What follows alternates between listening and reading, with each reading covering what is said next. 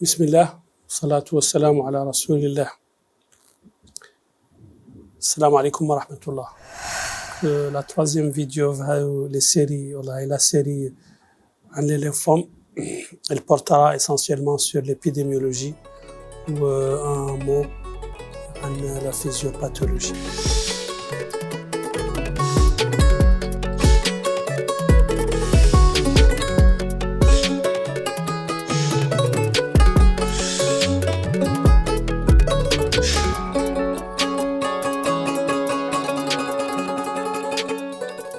Concernant l'épidémiologie, les lymphomes non-hodgkiniens يعتبروا هما en termes de fréquence هما le sixième cancer en termes de fréquence. هذا خاص بالليمفوم non-hodgkinien. Donc il occupe le sixième rang من les cancers كاملين. Par contre le lymphome de Hodgkin أقل شوي fréquence من les lymphomes non-hodgkiniens. يقير هذا الليمفوم دو هوتشكين في لا ترانش داج اللي اقل من 40 ans يعتبر هو لو كانسير لو بلي فريكون افان لاج دو 40 ans. لا ميديان داج في لي ليمفوم نون هوتشكينيان عادة تعود aux alentours de 65 ans la moyenne يعني alors que dans les lymphomes هذا في les lymphomes non hodgkiniens alors que dans le lymphome de Hodgkin la moyenne d'âge de survenue est عادة 38 ans.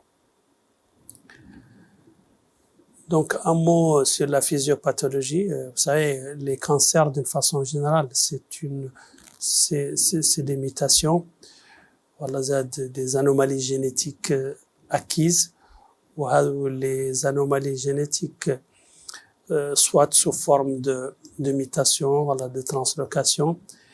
Il provoque donc la transformation cancéreuse de la cellule qui commence à se multiplier d'une façon anarchique ou incontrôlée, donnant ainsi le cancer. بالنسبة للليمفوم, les cellules lymphomateuses عادة conservent la marque ou l'identité ou le cluster de différenciation ou d'activation de la cellule d'origine. La cellule qui était à l'origine de la transformation, qui a été transformée en lymphome, et تحتفظ بصون marqueur de différenciation ou son cluster de différenciation ou d'activation اللي هو نقالوا لي CD. من ناحية أخرى les anomalies génétiques يعودوا les anomalies acquises ما هم وراثية. Ils sont donc, on l'a dit, à l'origine de la transformation lymphomateuse. Je vois un exemple des anomalies génétiques qui vont provoquer une transformation lymphomateuse. La mutation, par exemple, voilà l'activation du JAK2. La mutation ou l'activation de JAK2 معروف إنها une mutation activatrice qu'on rencontre particulièrement dans la maladie de Hodgkin ou le lymphome hodgkinien.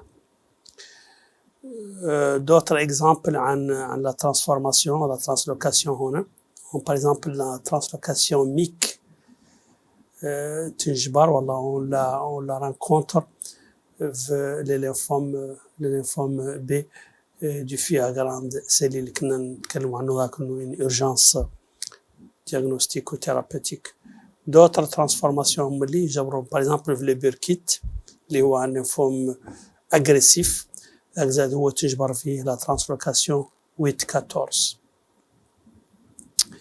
وهذاك les mutations ولا les translocations عندهم deux intérêts. واحد un intérêt diagnostique والآخر un intérêt pronostique. La présence ou l'absence de mutation ولا de translocation peut influencer le pronostic et donc le traitement ou le choix du traitement هو من نفسه. أخيراً من ناحية la physiopathologie, l'expression clinique définitive ou l'expression كاملة قاعدة des lymphomes اللي هي regroupين هؤلاء les lymphomes sous forme d'entités. وهذو les entités عادة intègrent plusieurs éléments منهم la clinique, منهم l'histopathologie, l'immunophénotypage ou la cytogénétique وأخيرا la biologie moléculaire. Et donc, هؤلاء les éléments اللي ينتجروا في chaque entité يعطونا finalement le diagnostic qui sera évoqué en fonction de la clinique, de l'histopathologie qui va les classer, de l'immunophénotypage qui va faire le diagnostic, mais on va aussi nous donner une idée de le pronostic ou le choix du traitement. Pareil pour la cytogénétique ou la biologie moléculaire. Assalamu alaikum wa rahmatullah.